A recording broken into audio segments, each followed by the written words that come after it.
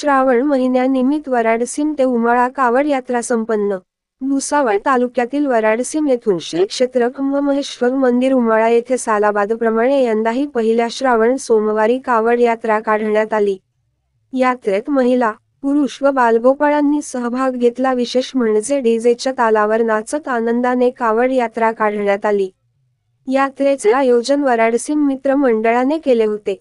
जितेंद्र काटे, दिव्य महाराष्ट्र न्यूज, सुनसगाव।